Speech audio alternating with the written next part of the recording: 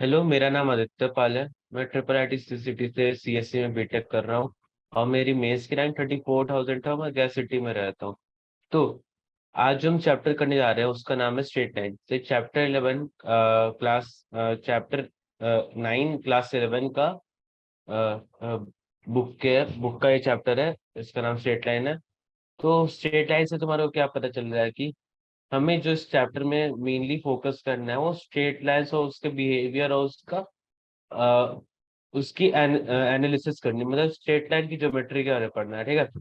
तो जैसे कि हमें यहाँ बताया कि हम लोग कोऑर्डिनेट 2 डायमेंशनल कोऑर्डिनेट ज्योमेट्री से फैमिलियर है, पहले हम लोग पढ़ चुका है। और ये जो स्ट्रेट लाइन है combination of algebra and geometry है। ठीक है। यहाँ पे हमें स्ट्रेट लाइन की अलजेब्रा और ज्योमेट्री दोनों के बीच के रिलेशन को पढ़ना है। ठीक है। तो ये ज्योमेट्री का सबसे पहले सिस्टमैटिक स्टडी रेने डेस्कार्टेस ने किया था। इनके बारे में बोला जाता है कि ये रात में, मतलब जब ये सोते थे तो इनके दिमाग में ज्योमेट्रिकल कैलकुलेशन करते थे। तो ये काफी बहुत रिनोन साइंटिस्ट है अपने टाइम के। ठीक है। द अभी की ज्योमेट्री को हम लोग एनालिटिकल ज्योमेट्री बोलते हैं। ठीक है। Because we do analysis of geometry. So basically यहाँ पे एक इंट्रो टाइप दिया हुआ है। तो फर्स्ट हमारा यहाँ पे आता है ना, हमारा यहाँ डिस्टेंस फार्मूला आता है। ये हमारा डिस्टेंस फार्मूला था। डिस्टेंस फार्मूला हमने लास्ट चैप्टर में भी देखा था। तो डिस्टेंस फार्मूला हमारा टू कोऑर्डिनेट ज्योमेट्री में हमने पढ़ा हुआ है। तो डिस्टेंस हमारा अगर पॉइंट x1 है और x1 y1 है और x2 y2 है, 2 पॉइंट्स हैं और दोनों के बीच का डिस्टेंस हमारा d। ठीक है। तो d का वैल्यू क्या होगा? d का वैल्यू होगा x2 - x1 का whole square plus y2 - y1 का होल स्क्वायर। ठीक है। ये हमारा क्या होता है, डिस्टेंस फॉर्मूला होता है। ठीक है। तो ये तो हमने 2 डायमेंशनल ज्योमेट्री में पढ़ चुका है, इसके लिए ज्यादा इसमें कुछ वो टाइम नहीं लगाएंगे। फिर हमारे सेकंड में आता है coordinate the point divided by line segment joining the points are in ratio. तो बेसिकली क्या बोल रहे हैं आप देखो, अगर यहाँ पे हमारे पास 2 पॉइंट है, एक है x1 y1। ठीक है। और यहाँ पे अपना दूसरा पॉइंट है x2 y2। ठीक है। ये कुछ ऐसा है। ठीक है। और यहाँ पे कोई तीसरा पॉइंट है x3 y3। ठीक है। और ये m/n के रेशियो में डिवाइड कर रहा है। तो हमारा x3 y3 का कोऑर्डिनेट क्या होगा? हमारा x3 y3 का कोऑर्डिनेट होगा m m × x2 plus n × x1/m+n। ठीक है। सिमिलरली y3 का क्या होगा? m × y2 plus n × y1/m+n। ठीक है। तो ये हमारा ये सेगमेंट फॉर्मूला हो गया। ठीक है। तो काफी आसान है, उतना चिंता करने वाली बात नहीं है। बस एक बार तुम समझ जाओगे कैसे करना है तो हो जाएगा तुम्हारा। ठीक है।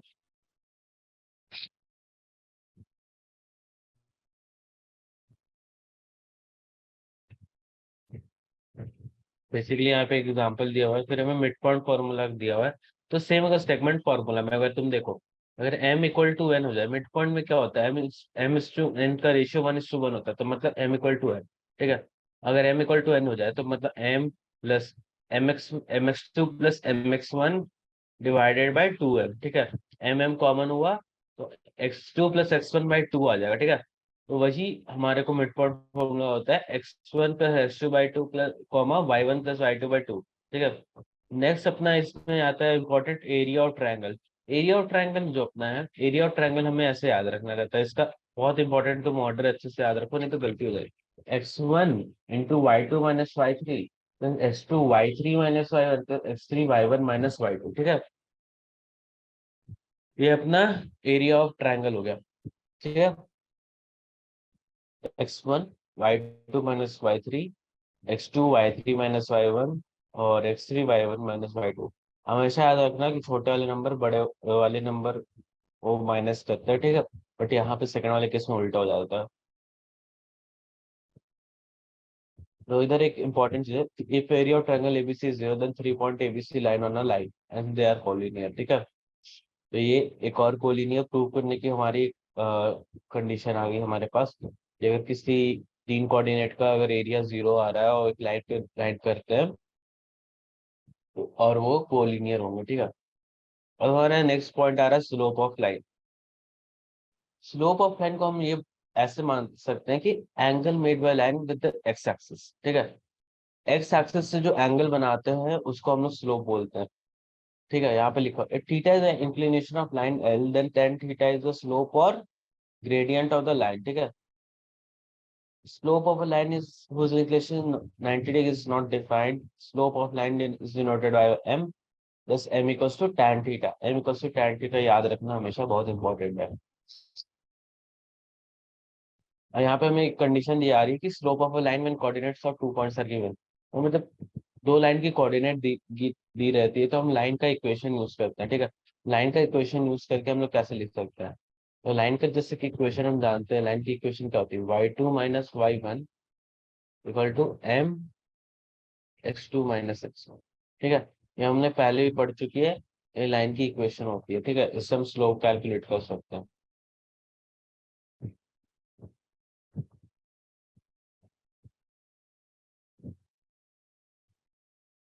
ठीक है।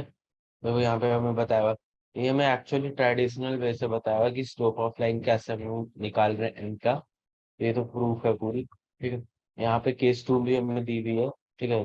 दो तरीके से हमने यहाँ पे निकाला है इसको। Condition of parallelism and perpendicularity of lines in their terms of slope, ठीक है।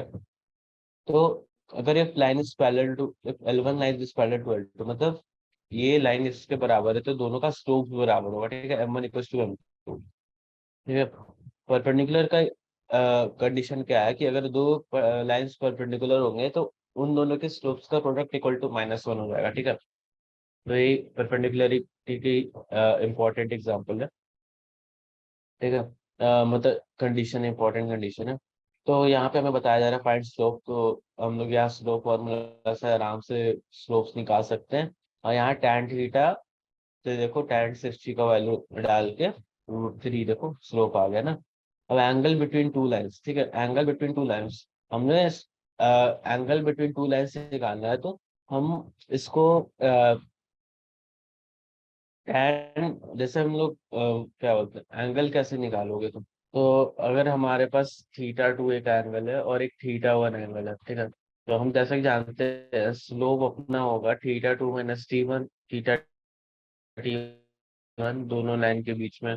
अब उसका स्लोप होगा tan θ2, ठीक है। स्लोप हम लोग का tan θ2 होता है, tan थीटा होता है, ठीक है। तो tan थीटा अगर इसको हम लोग खोलेंगे तो क्या आएगा, tan θ2 minus tan θ1 by 1 plus tan θ2 into tan θ1, ठीक है। अगर इसको हम लोग स्लोप के फॉर्म में लिखे तो मतलब m2 minus m1 by 1 plus m2 into m1, ठीक है। तो ये इतनी सी आसान सी बात है।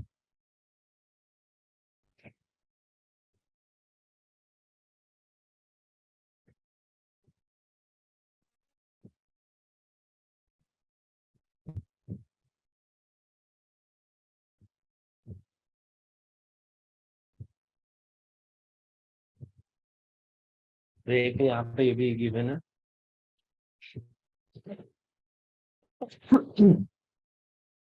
यहाँ पे केसेस दी हुई है कि अगर ये इस एंगल की वैल्यू अगर पॉजिटिव आती है then tan theta will be positive and tan pi will be negative, ठीक है।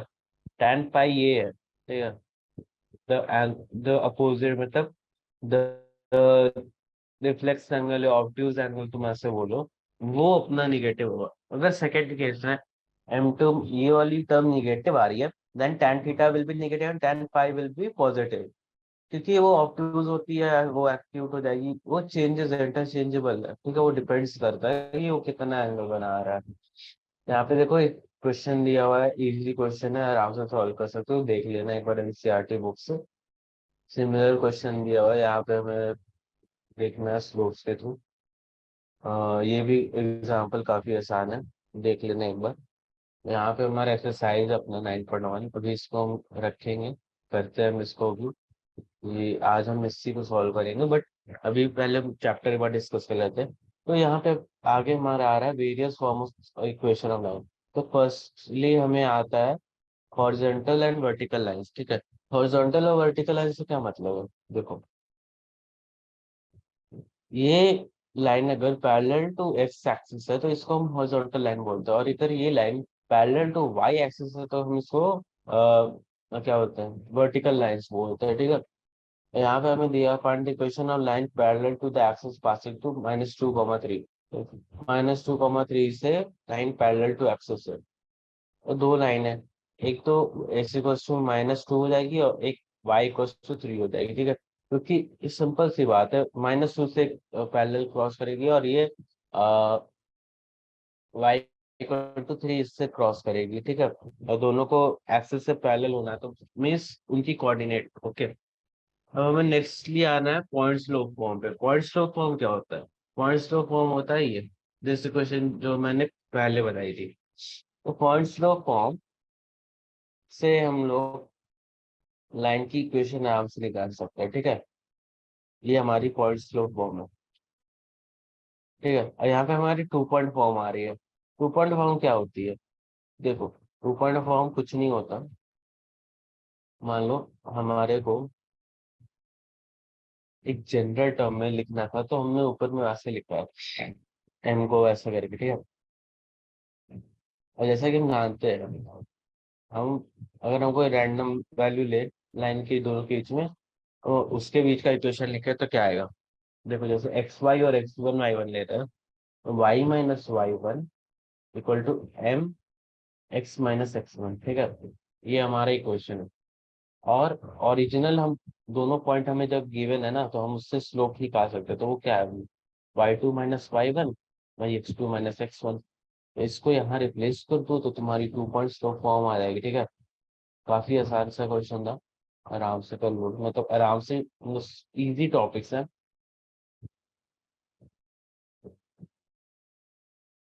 तो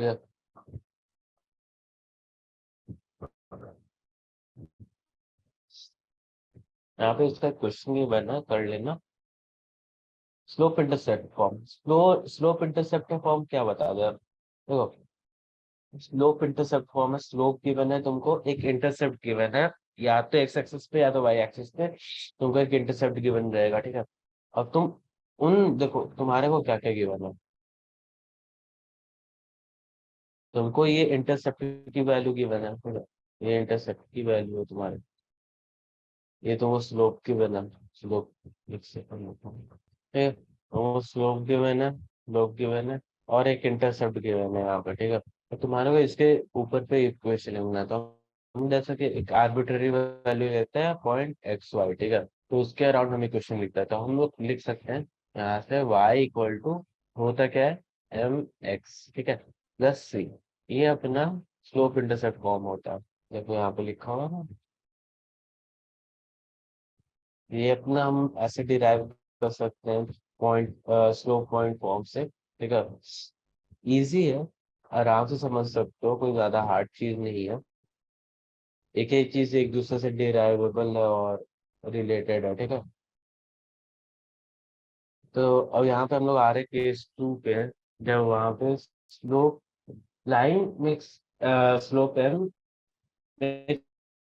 सब D the equation of line values mx-, ठीक है। ये क्या है देखो,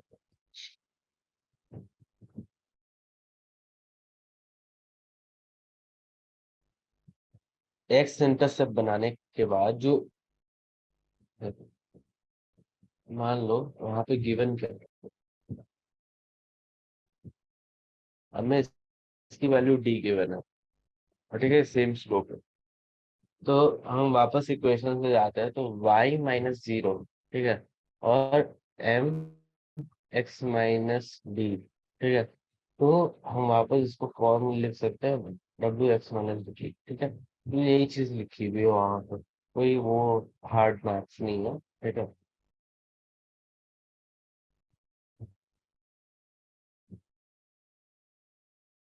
यहाँ पे एग्जांपल्स दी हुई है, एग्जांपल्स तुम देख लेना, एक बार कर लेना आराम से, ज्यादा हार्ड नहीं है। हमें फिर इंटरसेप्ट फॉर्म के लिए बताया कि जब दोनों इंटरसेप्ट गिवन है तो हम लोग कैसे इक्वेशन लिख सकते हैं। इसलिए डबल 2 पॉइंट फॉर्म से हम यहाँ पे लिख सकते हैं double intercept, sorry, intercept form का। इंटरसेप्ट फॉर्म एक्चुअली है क्या? एक्स बाई ए इंटर मतलब X intercept by Y intercept equal to one, ठीक है। ये हमेशा फॉर्म करता है इक्वेशन की, लाइन की इक्वेशन की है, ठीक है। ये हमेशा ट्रू रहती है। मे बी तुमको लग नहीं रहा होगा, but it's always true, because तुम अगर तुम मैथमेटिकली देखो तो अगर तुम ए कॉमा जीरो यहाँ पे डालो तो ए कॉमा जीरो डालोगे तो A by A plus zero by B, तो जीरो बाई बी तो जीरो होगा, ए बाई ए क्या अपना बना जाएगा, ठीक है। तो ये तो यहाँ पे है। और हमारी यहाँ पे एक्सरसाइज 9.2 है, तो ये भी हमें करना नहीं है, ठीक है। अब यहाँ पे नेक्स्ट टॉपिक आ रही है distance of point for from line, ठीक है। तो ये हमारा क्या बोलते हैं, ये जो फॉर्मूला है अपना, this is the formula for distance of line, distance of point from a line, ठीक है।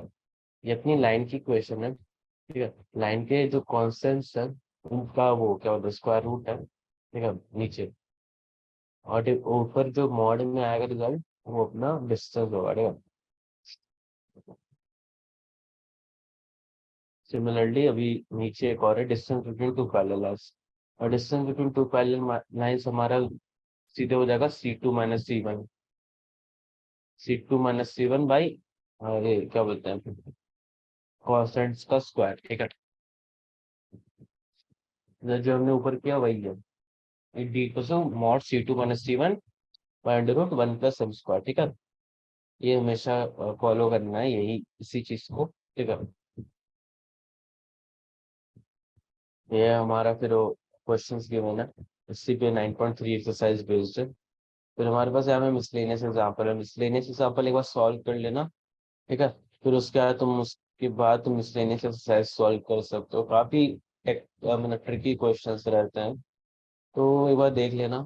इसको हम लोग आगे सॉल्व करेंगे ही वैसे भी। तो अपना चैप्टर स्ट्रेट लाइंस का तुम्हारे को ब्रीफली एक इंट्रो दे दिया है मैंने, और हम चैप्टर सॉल्व करने पे आए, ठीक है। तो फर्स्टली हम अभी एक्सरसाइज 9.1 देख रहे हैं, 9.1 करना है,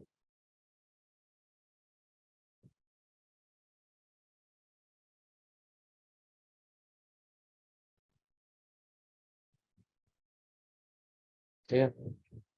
सो बेसिकली हम लोग स्टार्ट करने आ रहे हैं 9.1, और हमारा chapter straight line sir. First question आता है, draw a quadrilateral in the Cartesian plane whose vertices are -4, 5, 0, 7, 5, -5 and -4, -2। So हम लोग orderly A B C D mark कर देते हैं, हमने A B C D mark किया होगा, ठीक है। तो तो A B C D mark करके हमने क्वाड्रिलेटरल बनाया, ठीक है। अब अच्छे से उसको कर देते हैं,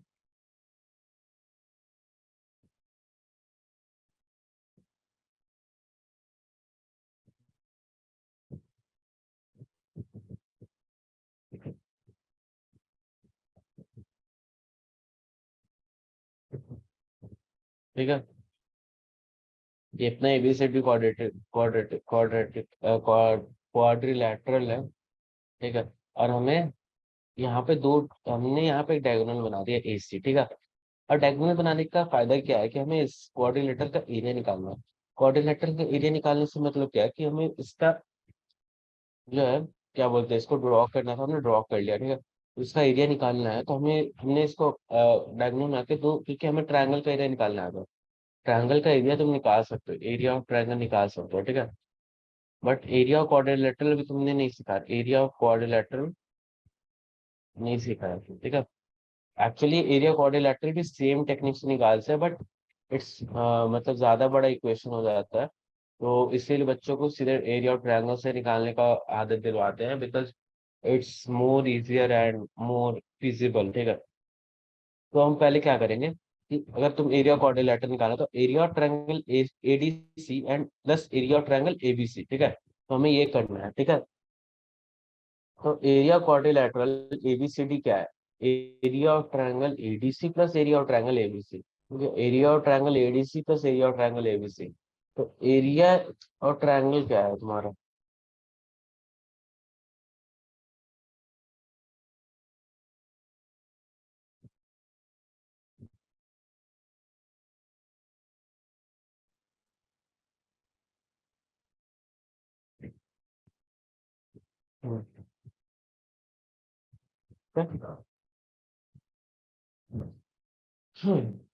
एरिया ऑफ ट्रायंगल क्या होता है हमारा? अगर हमारा कोई ट्रायंगल है, ठीक है, जिसके कोऑर्डिनेट है x1 y1, x2 y2 और x3 y, ठीक है, ये अपने एरिया मतलब ट्रायंगल्स के कोऑर्डिनेट है, ठीक है। तो इस एरिया का ट्रायंगल होगा क्या? x1 y y2 minus y3, ठीक है, x2 y1 माइनस y, ठीक है, और x3 y1 minus y2, sorry x3 y1 minus y3 होता है,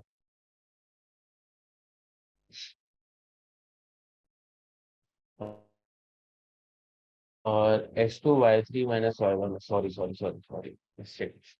तो इसी को हम लोग लेके चलेंगे, ठीक है। तो एरिया ऑफ ट्रायंगल एडीसी हमारा क्या हो जाएगा? तो एरिया ऑफ ट्रायंगल एडीसी हम लोग ऊपर से देख सकते हैं। तो हम कोऑर्डिनेट वाइज चलेंगे, ठीक है। तो कोऑर्डिनेट वाइज चल के हमारा क्या जाएगा? -4 7 माइनस 2 प्लस 0 -2 माइनस 5 प्लस -4 5 -7, ठीक है। तो हमारा जब हम इसको कैलकुलेट करेंगे तो हमारा आएगा -4 × 9 plus -4 × -2, that is -36 plus 8, that is 28, ठीक है। हाफ मॉड 28 क्या होगा हमारा? इक्वल्स टू 48, ठीक है। Secondly area of triangle ABC, area of triangle ABC क्या होगा? Half mod 0 × -5 -2 plus 5 into -2 -7 -4 7 into -5, ठीक है।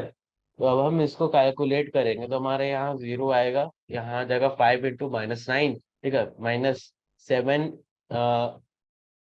-4 × 12 मतलब 48, ठीक है, -45 -14 -93, मॉड है तो प्लस हो जाएगा, +93/2 क्या होगा ना? 46.5, ठीक है। एरिया क्वाड्रिलेटरल एबीसीडी का हमारा देखो 46.5 plus 14, that is 60.5 square units, ठीक है। सेकंड क्वेश्चन देखो, हमें दिया है कि base of equilateral triangle with sides 2a along y lies along y axis, ये अपना y एक्सिस है, ठीक है, ये अपना y एक्सिस है। और इस पे हमारा जो है क्या बोलते हैं, इसका जो मिड पॉइंट है और जो अपना मिड पॉइंट लाई कर रहा है, ठीक है।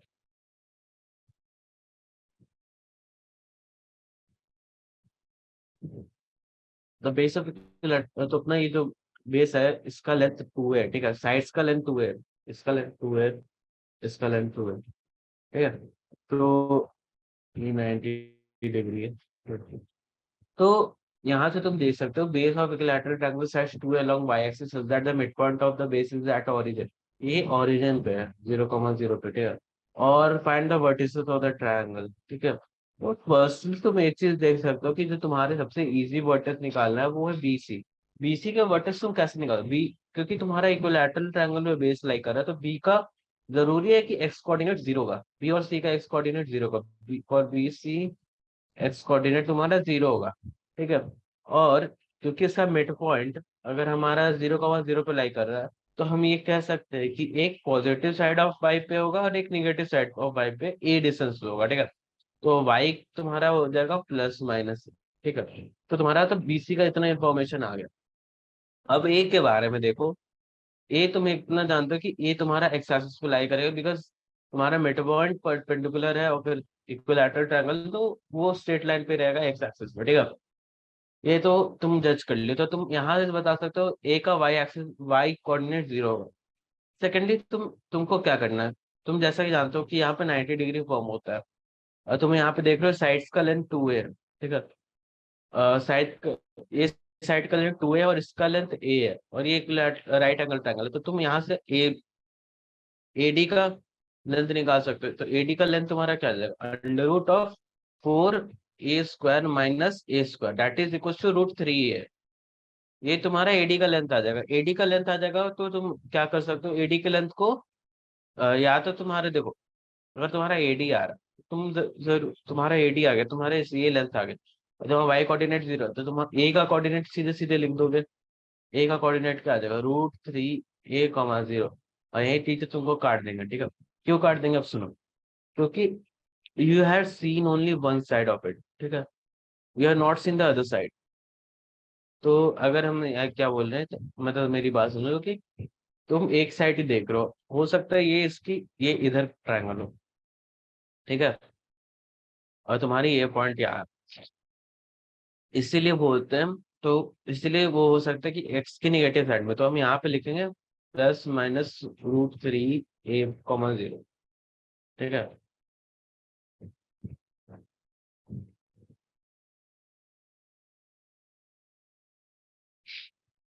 यही मैंने नीचे किया हुआ है, मैंने यहाँ पे डायरेक्ट मेथड यूज किया कि हम लोग एल्टीट्यूड कैसे निकालते हैं इक्विलैटरल ट्रायंगल का, तो वो इक्विलैटरल ट्रायंगल का एल्टीट्यूड आता है √3/2 इंटू साइड, ठीक है। √3/2 इंटू साइड, साइड अपना 2 है, तो अपना एल्टीट्यूड का लेंथ आ गया √3 है, ठीक है। और फिर हम कोऑर्डिनेट्स ऑफ ए डायरेक्टली लिख सकते हैं यहाँ से, ±√3a, 0, ठीक है। ये हम लोग आराम से लिख सकते हैं।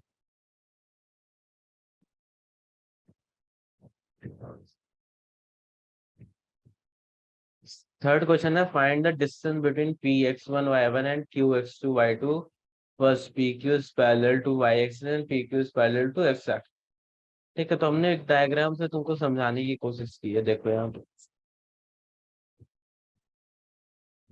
तुम्हारा जो लाइन PQ है पहले केस में, वो पैरेलल टू y एक्सिस है।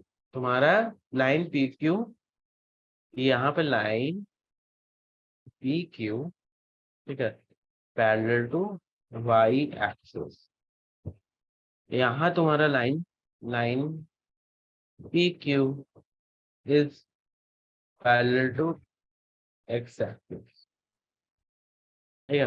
यहाँ तुम्हारे दो कंडीशन है, यहाँ ये है और यहाँ ये। हमें ये बोल रहा है कि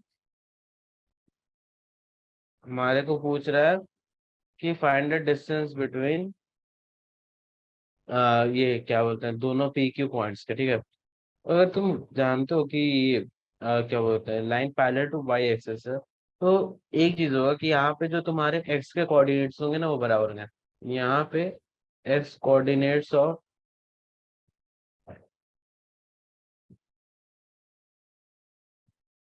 P and Q are equal, ठीक है।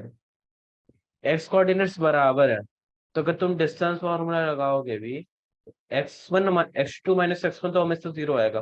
तो तुम्हारा क्या, तुम्हारा एक ही टर्म जो होगा वो क्या बोलते हैं इन पावर होगा, जो कि होगा y2 - y1 का होल स्क्वायर। y2 - y1 का होल स्क्वायर को अंडर रूट करोगे तो तुम्हारा क्या आएगा, डिस्टेंस डिस्टेंस तुम्हारा आएगा मॉड y2 - y1, ठीक है। हो सकता है तुम्हारा दोनों में से कोई भी बड़ा हो, डिस्टेंस तो बराबर ही होगा, मॉड होगा, distance is always positive. Secondly तुम यहाँ पे इसकी देख सकते हो, एक्स एक्सिस में क्या होगा कि जो अपना वाई कोऑर्डिनेट होगा, क्योंकि parallel to X axis, Y coordinate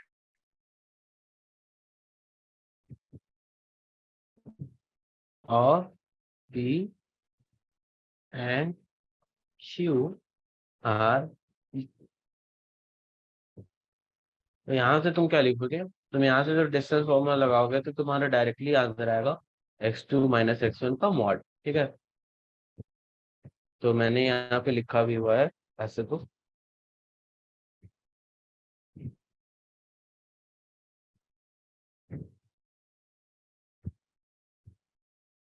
अब हमें फोर्थ क्वेश्चन बोल रहा है, find a point on the axis which is equal distance for point 7, 6 and 3, 4।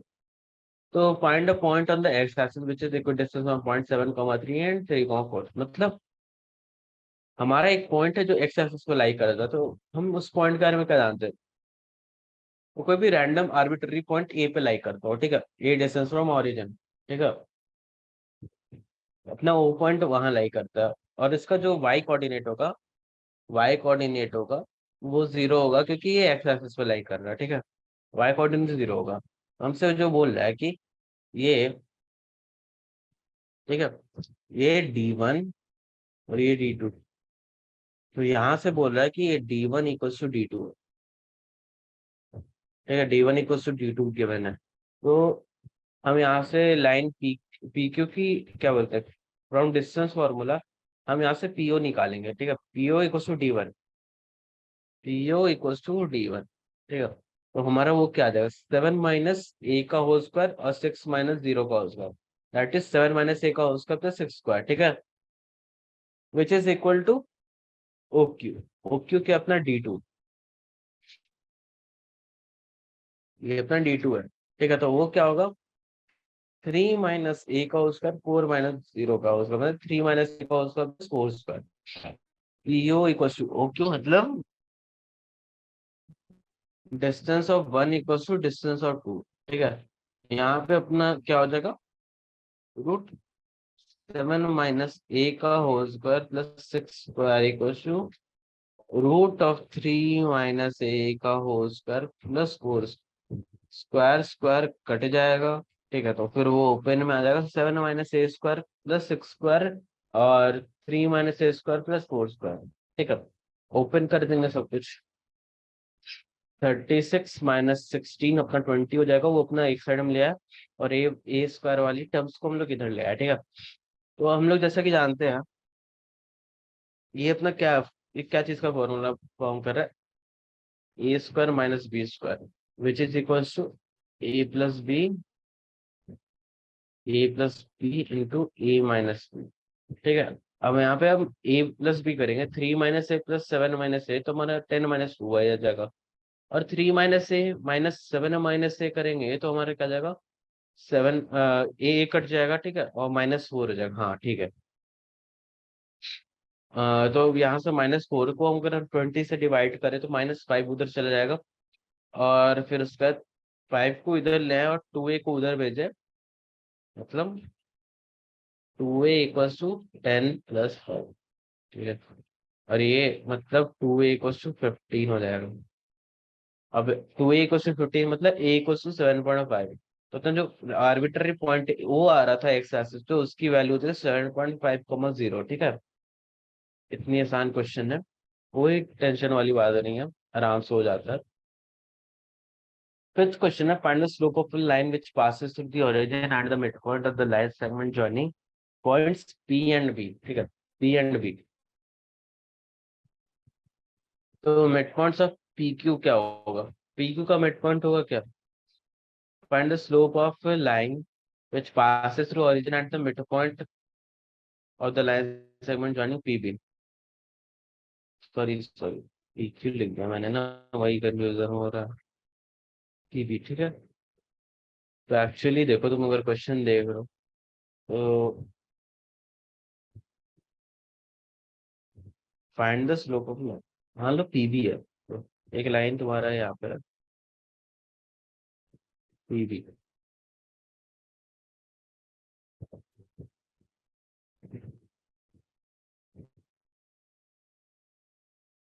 और उसका मिड पॉइंट यहाँ कुछ लाइक आता है O।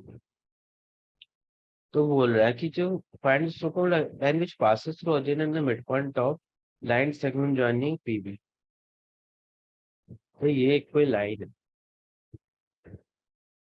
जो तुम्हारा ओरिजिन से पास कर रहा है, 0,0 से पास कर रहा है, और यहाँ मिड पॉइंट से पास कर रहा है, ठीक है। तो हम इस लाइन का स्लोप निकालना है, तो हमें स्लोप निकालने के लिए क्या इंपॉर्टेंट चीज होनी चाहिए, we need 2 points, 2 points, 2 points on that line, ठीक है। ये इतना इंपॉर्टेंट होता है।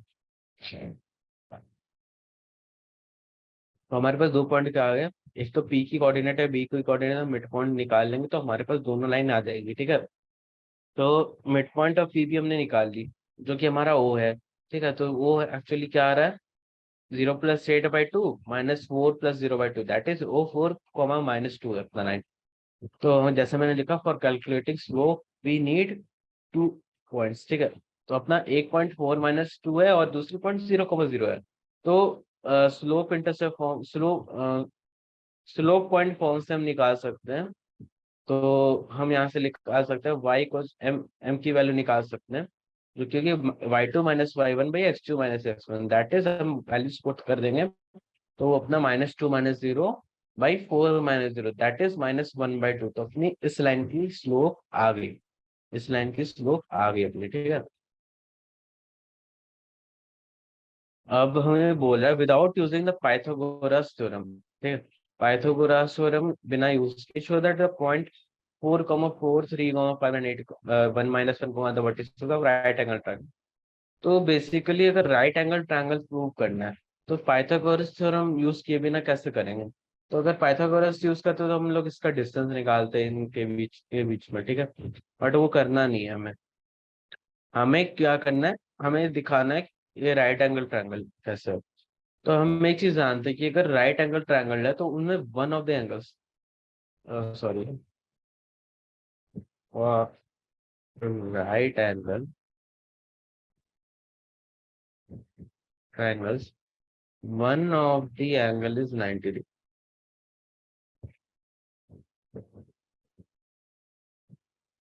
ठीक है। और हम यहाँ से अगर निकाल दें कि प्रोडक्ट ऑफ स्लोप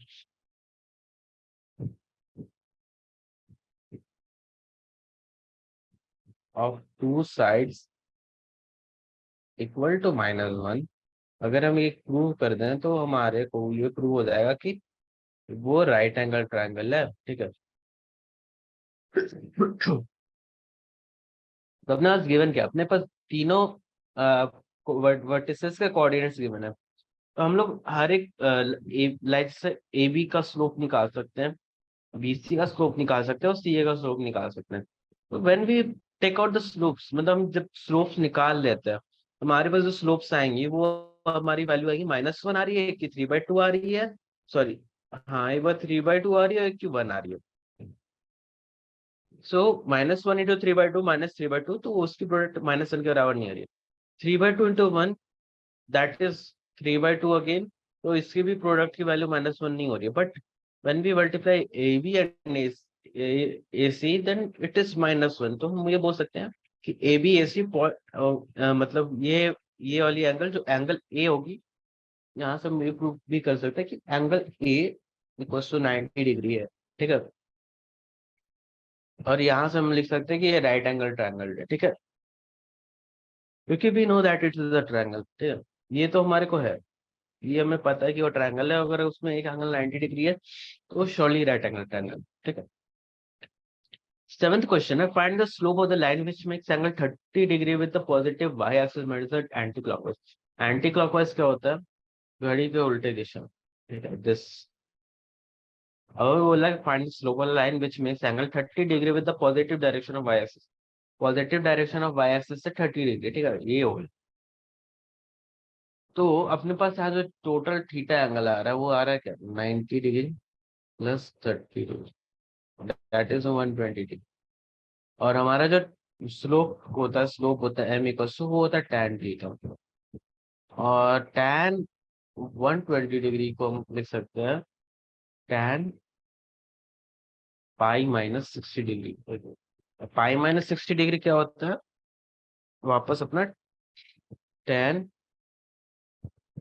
क्या बोलते हैं, tan 60 डिग्री हो जाता है, that is minus of tan 60 degree because it is in second quadrant. अपना वो हो जाएगा -√3 के बराबर, ठीक है। यहाँ गलती हो गई, ये माइनस ऑफ कॉट, यहाँ ये कन्वर्ट हो जाता है, that is equal to -√। Slope अपना tan थीटा होता है, ठीक है। तो यही चीज मैंने यहाँ पे भी लिखी है, यहाँ भी कर दी वापस से। इजी क्वेश्चंस होते हैं ये सब, ठीक है, कोई नहीं, आराम से बन जाएंगे। Without using distance formula, show that the point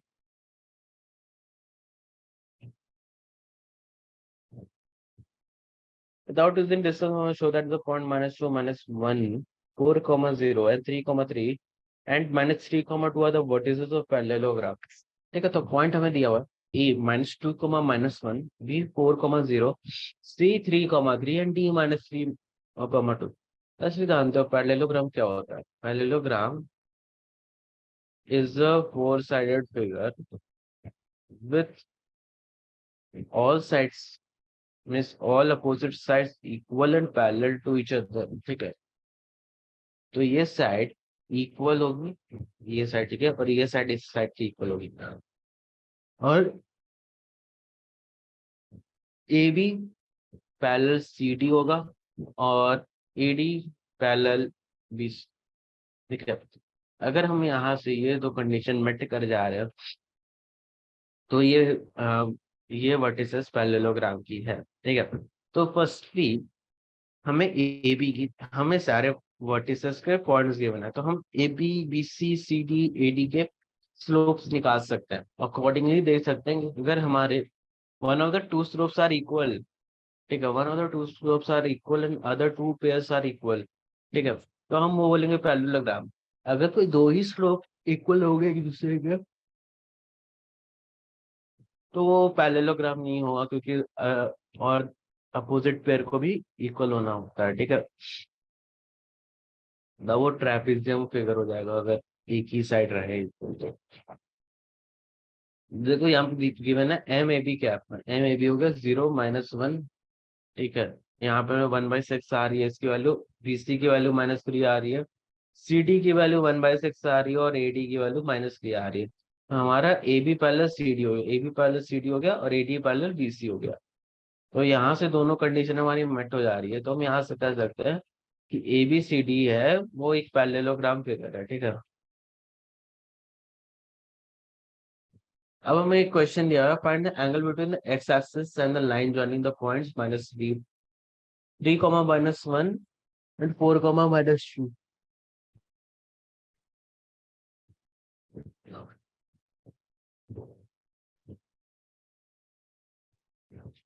तो एक्चुअली बोल क्या रहे हैं कि अगर हमारा कोई ये एक्स एक्सिस है, ये कोई लाइन है, ठीक है, उसमें पॉइंट्स 3, -1 है और 4, -2 है, ठीक है। तो हमें पूछा जा रहा है कि इस लाइन की एक्स एक्सिस का स्लोप क्या है, ठीक है। एंगल पूछ, सॉरी स्लोप नहीं, एंगल पूछ रहा है। तो हम पहले स्लोप निकालेंगे इसका। स्लोप निकालते हैं, स्लोप हमारा -1 आ रहा है, ठीक है। स्लोप -1 आ रहा है, तो -1 हम जैसा कि जानते हैं tan थीटा इक्वल्स टू -1। तो tan theta is negative in second quadrant and the fourth quadrant. First quadrant third quadrant में वो पॉजिटिव होता है, ठीक है। यहाँ यहाँ पॉजिटिव होता है, यहाँ यहाँ निगेटिव होता है। तो जैसे कि जानते हैं tan थीटा क्या होता है, 45 डिग्री होता है एंगल -1 है। तो या तो वो 45 डिग्रीज पे होता है यहाँ पे, ठीक है, 45 डिग्री, ये 90 डिग्री। तो हम यहाँ से कह सकते हैं कि वो सेकंड क्वाड्रेंट में लाई करेगा फोर्थ क्वाड्रेंट पे। तो जो थीटा की वैल्यू होगी अपने पास, जो थीटा की वैल्यू होगी फ्रॉम एक्स एक्सिस, वो होगी क्या बोलते हैं, पॉजिटिव एक्स एक्सिस से हमारी थीटा की वैल्यू डिस्टेंस हो जाएगी 90 + 45, 135 डिग्री, ठीक है। और दूसरी हमारी हो जाएगी थीटा की वैल्यू, ये पूरी circle that is theta equals to 315 degree.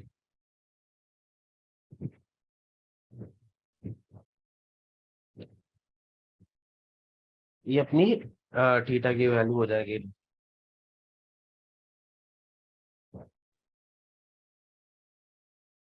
हाँ,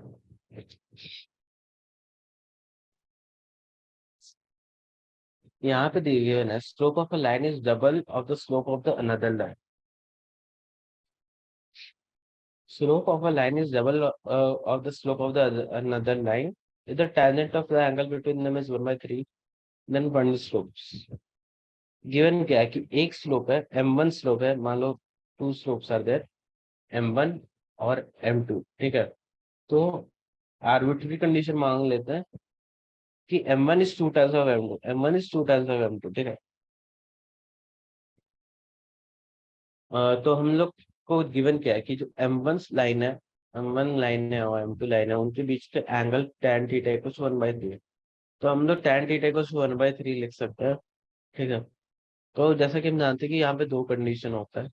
फर्स्ट कंडीशन कि अगर tan थीटा इक्वल्स पॉजिटिव आ जाए, और सेकंड कंडीशन अपनी होती है tan थीटा नेगेटिव आ जाए, ठीक है। तो फर्स्ट क्वेश्चन हम यहाँ पे लिखने आ रहे हैं, ठीक है, tan थीटा इक्वल्स टू जैसे कि जानते हैं हम फॉर्मूला जानते हैं, mod m2 minus m1 by 1 + m1 + m2, ठीक है। That is 1/3 equals to positive में यहाँ पे भी, ठीक है, पॉजिटिव खुला है मान लो, तो 1/3 equals to m2 minus 2m2, ठीक है। m2 में m1 की वैल्यू डाल देंगे, मतलब जो m2 हमारे 2m2 आ रहा है, और जो हमारी इक्वेशन आ रही है यहाँ से, उसको हम लोग अगर सॉल्व करें तो हमारी जो m1 और m2 की वैल्यू आ रही है, सॉरी m2 की वैल्यू आ रही है यहाँ पे -1, और m2 की वैल्यू -1/2 आ रही है। सिमिलरली अगर हमारी जो इक्वेशन है वो नेगेटिव में खोले, तो हम यहाँ से कर सकते हैं 1 + 2m2² - 3m2,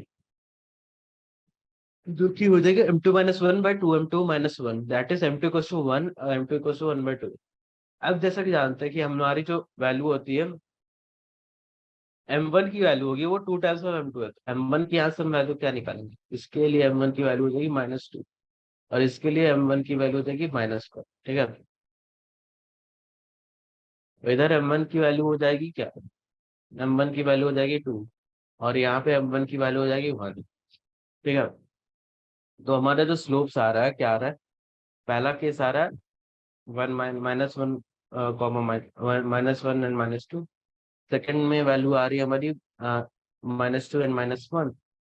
थर्ड में आ रही है 1,2, 1/2 एंड 1, और फोर्थ में हमारी आ रही है 1,2, ठीक है। तो ये हमारी हो गई क्या बोलते हैं 10th नंबर क्वेश्चन, और इसमें हमने स्लोप्स निकाल लिया। 11th is the last question of the exercise. A line passes through x1, y1 and h comma k. A slope of line is done show that k minus 7 equals to mhx minus 1, ठीक है। A line passes through x1 comma y1 and h comma k, ठीक है। So we know कि हमारे पास 2 points given है, 2 points are given, slope also given, slope also given। So यहाँ से line का इक्वेशन क्या होगा, तो लाइन का इक्वेशन हो जाएगा हमारे पास m इक्वल टू, जो अपना मैम की वैल्यू होगी वो हमारी y1 minus 3 h minus x1 minus h, ठीक है। ये अपनी स्लोप की इक्वेशन हो रही है, ठीक। अब हम यहाँ से क्या करेंगे, हम यहाँ से ये वैल्यू इधर हम ऊपर मल्टीप्लाई करेंगे, ठीक है। मल्टीप्लाई करेंगे तो हमारे पास क्या आएगा, that is k - y1 equal to mh - x1, जो कि तुम्हारा यहीं पे है, ठीक है। हेंस प्रूव, बहुत आसान क्वेश्चन था, कुछ नहीं करना था, बस तुमको बेसिक फॉर्मूले याद होने चाहिए, और ये सब है। कैलकुलेशन उतना है नहीं इसमें, बेसिक कैलकुलेशन, बट अगर तुम ओरिएंटेड नहीं चलोगे इसमें तो तुमको प्रॉब्लम्स होगी। काफी इजी इजी एक्सरसाइज है, ज़्यादा हार्ड नहीं होता स्ट्रेट लाइन का एक्सरसाइज। ऑल्दो एडवांस के क्वेश्चंस काफी हार्ड होते हैं, मेंस के क्वेश्चन काफी, पर्टिकुलरली इस चैप्टर के काफी इजी होते हैं। मोस्टली जो मेंस के सवाल जो प्रॉब्लमेटिक होते हैं वो हमारे फोनिक सेक्शन ये सब चैप्टर्स के होते हैं, ठीक है। तो अच्छे से पढ़ते रहो, एनसीईआरटी के एग्जाम्पल सॉल्व कर लेना, वो बहुत काफी इंपॉर्टेंट होता है, ठीक है। Okay, thank you for joining me.